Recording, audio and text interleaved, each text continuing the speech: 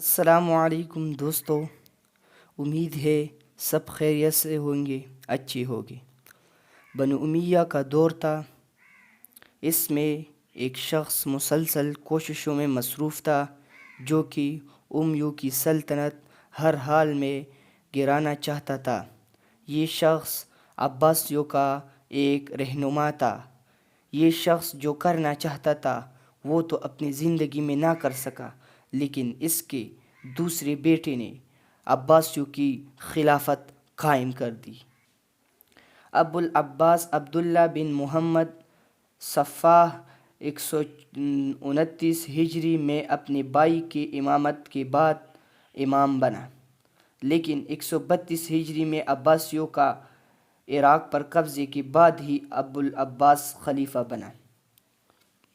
اپنے چچا کو آخری اموی خلیفہ مروان ثانی کے مقابلے میں بھیجا اور اس نے 133 ہجری میں مروان ثانی کو شکست دے کر اموی سلطنت کا خاتمہ کر دیا۔ دوستو، آگے بڑھنے سے پہلے ہمارے چینل کو سبسکرائب کریں۔ عباسیوں کی خلافت قائم ہوتی ہی عباسیوں نے امیوں کا بے دردی سے قتل عام کیا، کئی بھی امیوں کو نہ چھوڑا۔ حضرت علی رضی اللہ تعالیٰ عنہ کی خلافت کے بعد جس طرح امیوں نے اہل بیت کے ساتھ کیا تھا، اس کا انتقام عباسیوں نے کچھ اس طرح لیا کہ سینکڑوں امیوں اور ان کے طرفداروں کو تلوار کے گھاٹ اتار دیا، اور یہاں تک کہ امیہ خلفاء کی قبروں کو اکاڑ کر ان کی لاشیں نکالی گئی۔ عباسیوں نے ہر جگہ اپنا رعب قائم کر دیا۔ امیوں کا صرف ایک شخص عبد الرحمن مشرق سے بھاگ کر مغرب کی طرف چلا گیا اور ہسپانیہ میں امیوں کی عظیم الشان سلطنت قائم کر دی جو 100 برس تک قائم رہی۔ انشاءاللہ ہم اس کے بارے میں بھی ویڈیو بنائیں گے۔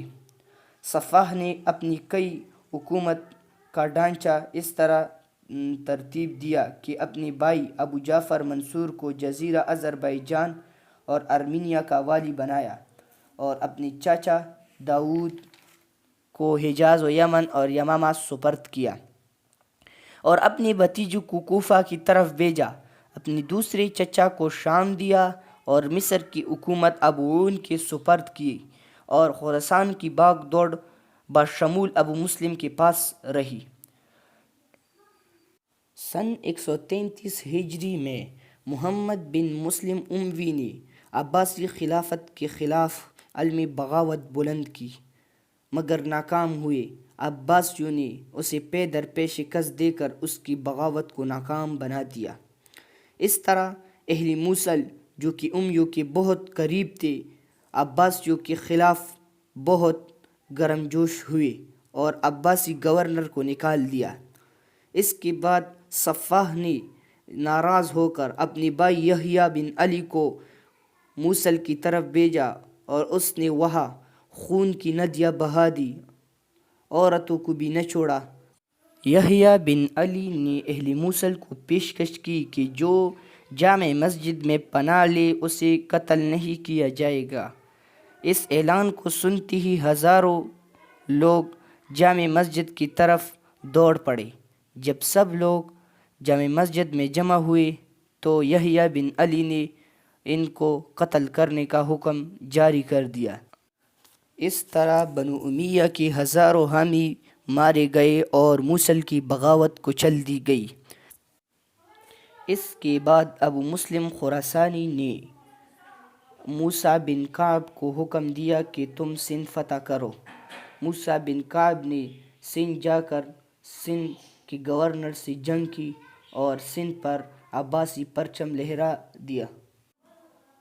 عباسی دعوت چونکہ اہل بیت کے نام پر ہوئی تھی، اس لیے ان کے بہت سے ہوا خواہ اس میں شریک ہو گئے تھے، لیکن بنی امیہ کے خاتمے کے بعد جب ان کی توقع کے خلاف اہل بیت کے بجائے بنی عباس کے ہاتھوں میں حکومت آئی تو وہ لوگ ان کے خلاف ہو گئے۔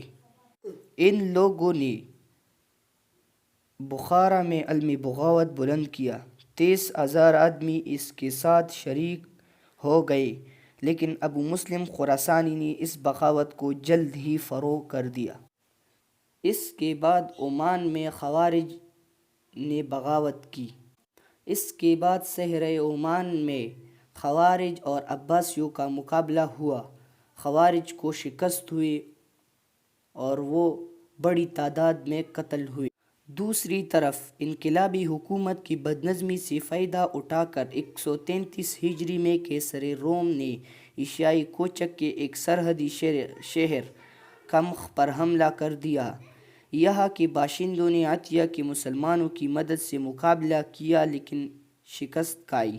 قمح کے بعد رومیوں نے عطیہ کو گھیر لیا اور یہاں کے مسلمانوں سے کہلا بھیجا کہ وہ شہر حوالہ کر کے اسلامی علاقے میں نکل جائے، ان سے کوئی تعارض نہ کیا جائے گا۔ مسلمانوں نے انکار کیا۔ ان کے انکار پر رومیوں نے محاصرہ اور سخت کر دیا۔ مسلمانوں میں زیادہ تاب و مقاومت نہ تھی، اس لیے انہوں نے مجبور ہو کر عطیہ چھوڑ دیا اور جزیرہ چلے گئے۔ شہر خالی ہونے کے بعد رومیوں نے اس کو بالکل ویران کر دیا اور یہاں جتنے مسلمان مرتے ان کو قتل اور عورتوں کو قید کر لیا۔ اس کے کچھ عرصے بعد سن 136 ہجری میں ابو العباس صفاح کا انتقال ہو گیا اور وہ خالق حقیقی سے جا ملے۔ اس کے بعد خلیفہ کون بنا؟ عباسیوں کو استحکام کیسے ملا؟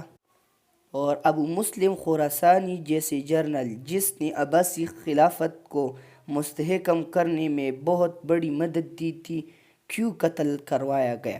یہ سب دکھائیں گے انشاءاللہ اگلی ویڈیو میں۔ تب تک دیجیے اجازت۔ اگر ویڈیو اچھی لگی تو چینل کو سبسکرائب کریں، لائک، شیئر اور کومنٹ بھی ضرور کریں۔ شکریہ۔